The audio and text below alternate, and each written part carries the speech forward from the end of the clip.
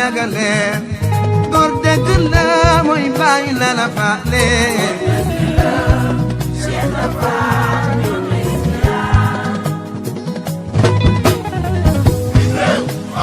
mami Bamba mooy kii ko moom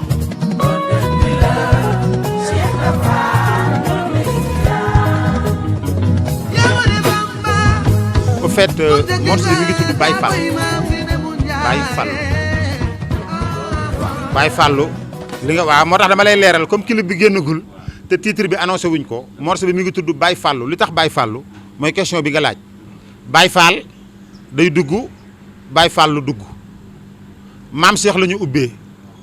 ndax moo nit ba Bamba feeñ te yaakaar naa ne murid dañuy wax ni di ziyaari sëñ Bamba njëkkee ci Cheikh Ibra dafa gën a wóor waaye boo njëkkee ci sëñ Bamba boo ñëwee la nga jotoon a for fa lay des moo tax ñu ubbee maam Cheikh ba ñu ubbee maam Cheikh rombal kañ sëñ Bamba ci sëñ Fallou nag ca lañu xuus ndax dafa gën a wóor da nga ñaan ku ne am nga sëriñ waaye ku jaax Fallou ngay woo te tubaarkàlla dafa def ñett yi nga xamante ni mooy li wàll di wax li Ahmadou mbébatoon sëñ Falilou moo ko matale mooy àggali jumaa ji aji màkk woote màggal gi Touba kon loolu mooy base moo tax juumuñu ci tur bi moo tax ñu ne Baye Fallou waaw. li waral woote bi du dara lu dul Faramaren ak Ramdan équipe la boo xam ne dafay liggéey gannaaw ba mu juddoog léegi dëgg la yàggul sax waaye yaakaar naa ne ñu ngi defi jéego ngir bokk ci lim bi nga xamante ni ñoom la Sénégal yaakaar ne war nañu mën a àggale liggéey bi nga xamante ni ñi fi jiitu ci musique ak tàmbali woon nañ ko ci kaw loolu def nañu ay album def ay single comme bu njëkk dañ doon gis at bu jot groupe yi fi nekkoon at bu jot décembre bu jot dañ doon génne album dañ ko doon gis ak Youssou Ndour di ko gis ak Thione di ko gis ak Baaba Maal di ko gis ak Omar Pène décembre bu jot askan wi doon nañ xaar ci ñoom album boo xam ne moom la ñuy représenté wala moom la ñuy proposé askan wi ngir mu yóbbu leen at dem nañ ba yàgg loolu raaf amatul ñu dem ba defe ne sax génn album déli la waaye yàlla def na ñu ànd ak ay mag ak ay professionnels yoo xamante ni ci lu mel noonu lañ bëgg a yëngu looloo waral at bi ñu ne ci projet album boo xam ne dina génne incha allah décembre ci album bi nag ñu tànn ci benn morceau boo xam ne single boo xam ne dañ ci rendre hommage ñenn ci suñu ay kilifa di suñu ay wasila tubaarkàlla muy maam Cheikh Ibrahima Fall ku xam waali xam ko ci Baye Fall ak sëñ Fallou ak sëñ Touba borom liggéey bu rëy boobu loolu moo waral ñu woote woon dañu amoon nag yéene ni balaa kenn di jot single bi presse bi njëkk ci jot waaw luñ ci jublu du dara lu dul bëgg rek ngeen xam ne ci carrière u artiste presse def ci am solo comme ni presse soxlawee artiste moo tax ñu ne ngir gën a rataxal suñu ay relation ak gën a fexe suñu lëkkaloo gën a rafet nañu fexe balaa kenn di jot single bi presse bi jiitu ci donc ñi ngi rafetlu seen taxawaay donc Waly la ñuy jox mu ubbi kàddu gi. asalaamaaleykum maa ngi nuyu ñëpp maa ngi nuyu toute la presse di leen remercier ci seen teewaay di leen wax encore une fois merci et bravo parce que yéen a ngi wane ni bëgg ngeen jàpp bëgg ngeen wan sénégalais yi lu mucc ayib parce que heure bi moom naaj bu tàng ku ci jug déplacé wu rek ñëw ci liggéey mooy li ngay def bëgg nga ko donc je vous remercie encore une fois man nag tey dama maag yéen a bokk liggéey bi dama ñëw gëstu li nga xamante ni chef d'orchestre en même temps arrangeur en même temps di parrain ci Waly liggéey na ko ci single bi liggéey ko ci album bi musiciens yi def ko xam nga ma ñëw déglu li ñuy wax ak liggéey bi ñoom ci lan lañ ko teg ak seen anam lañ ko basé donc maag yéen tey ñoo bokk même longueur d'onde en même temps aussi pour présenter leen suma guitariste bi nga xamante ni mi ngi jógee ba Bamako ñu koy wax Cheikh donc aussi presse bi xam ko sénégalais yi xam ko mu joxe kàddoom ci bi mu ñëwee Sénégal li mu yëg ak naka la ko filé nekk biir Ramadane. lii je crois que initiative la boo xam ne bi initiative orchestre bi yëpp la parce que damay tàmm souvent di ko wax nekk bugguma sax ñu naan ñuy focaliser wu trop sur liggéey bi kii ak kenn di def parce que yàlla dafa def mu am benn homogénéité bu nekk ci groupe Ramdan moom mooy indi genre situation yi exemple au Ramdan c'est un esprit boo xam ne bii du Wally mooy namm CD wala mu namm single mais plutôt sensation collective la ñuy boole looloo tax tey jii moom du ci nekk premier plan c'est pas possible parce que am na lu ci bari loo xam ne bi il a à peu près découvert comme yéen ni ngeen ko gisee nii. morceau bi automatiquement dama koy dugal ci le tradi moderne bu ko dugal ci le tradi moderne parce que thème bi moo tax parce que tout ce qui mène à suñu sëriñ yu baax yi tout ce qui mène à suñu yu baax yi c'est une partie de notre culture c'est une partie de notre culture parce que boo koy xool sañ naa wax ne tarixa bu nekk dafa am ay harmonie am ay mélodie am ay rythme am ay instruments je vais même plus loin boo dégloo tuuti di nga dégg ay xiin en général foo ko dégg ça répond directement kër maam Cheikh Ibra Fall alors donc morceau bi su ma ko doon classé tey automatiquement je ne peux m'empêcher de le mettre dans le domaine tradi moderne waaw te nag c'est très important parce que jamono bi ñu toll nii je crois que boo xoolee musique bi kenn ku ci nekk da nga dellu ci sa cosaan pour jéem a valoriser ko donc ñun à l'heure là peut-être bon c'est pas un produit un morceau international laay wax parce que am na nag lu muy dox ndax comme ni ñu ko waxee ñun ay murid lañ waa li Baye Fall la yàlla def ñu bokk liggéey bi bu heure yëg-yëg jotee il suffit kenn ci ñun yëg rek day daal di sumb liggéey bi ci ñëpp donc looloo orienté nii ba pare mu tombé nag fi ñuy waxee nii ñu ngi màggal Sëñ Touba incha allah dimanche donc mu nekk loo xam ne bi je crois c'est une manière delloo ci xel yi ci événement bi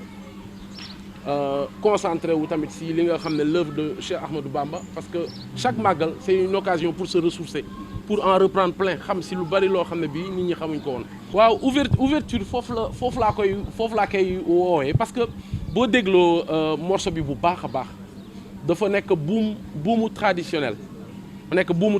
boo xam ne mu ngi intervenir à partir de la deuxième partie les mélomanes buñ ko ak yow sax xam naa boo ci concentré woon tuuti di nga xaw a génnee loolu te man je défends toujours dama ne s'il faut faire un morceau en chinois dafay jar dem ba Pékin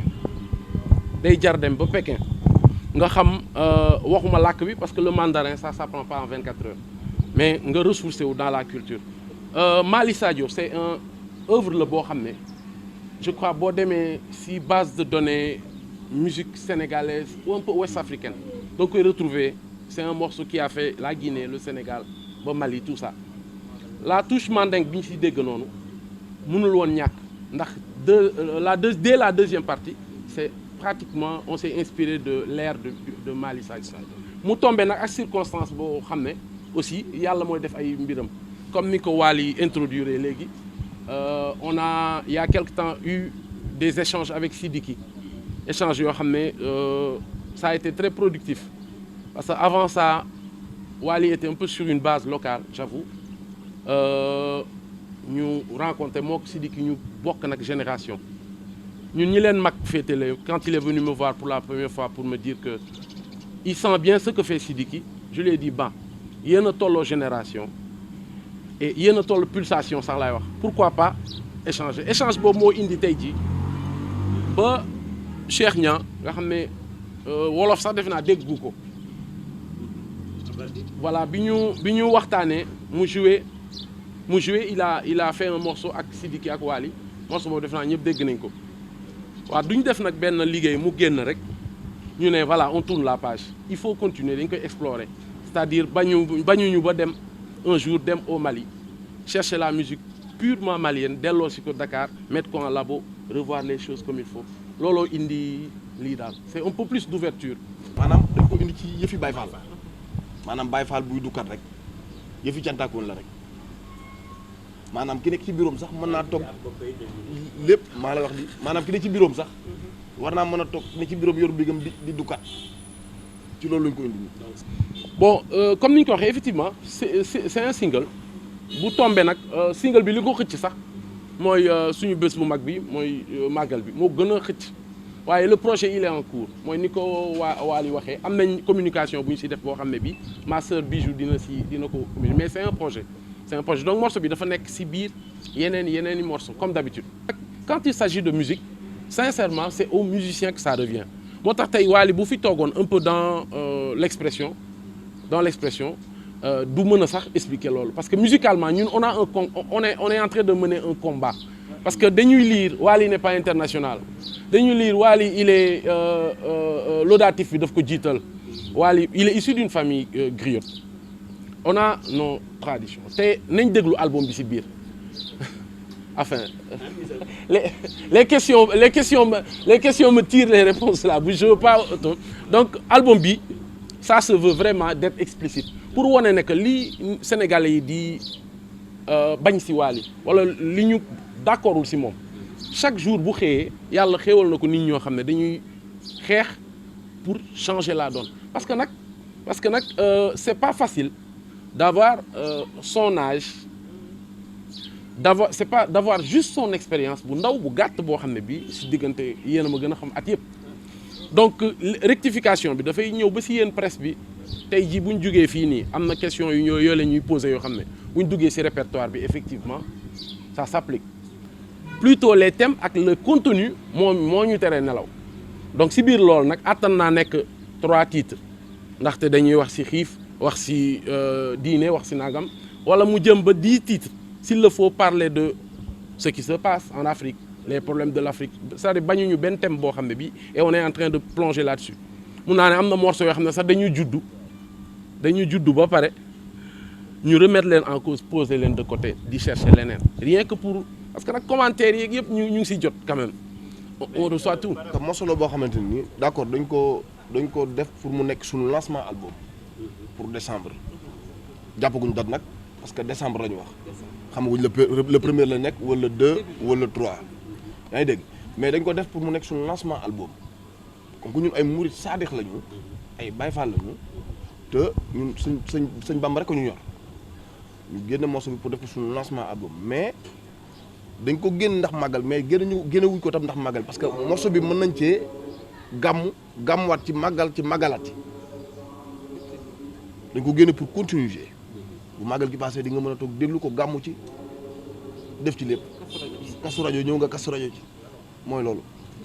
c'est ça quoi. léegi pour éclaircir le colosse benn point sax effectivement morceau bi ni nga waxee waroon na génn un peu plus tôt xam nga lu ko téye xërum murit bu rëy boo xam ne bi lu si waay def rek boo xëyee suba ne non looloo xaw a ba ñu dem nag ne gis na que un morceau aussi mënul judd pour benn événement parce que dañuy ñaan yàlla mu des ci xolu sénégalais bon sensibilité bu leen touché mu doon benn affaire boo xam ne mooy un peu li Prince posé sànq looloo ko yóbbu ba ci classique pourquoi pas parce que morceau yi ñuy woy Cheikh Ahmadou Bamba am na yoo xam ne ba tey ñu ngi leen di déglu nii dañuy ñaan yàlla mu nekk dans cette lignée là waaw loolu la. Merci de vous abonner à Pikini Productions. N'oubliez pas d'activer la cloche pour recevoir les notifications. Si vous avez aimé la vidéo, cliquez sur j'aime et laissez un commentaire.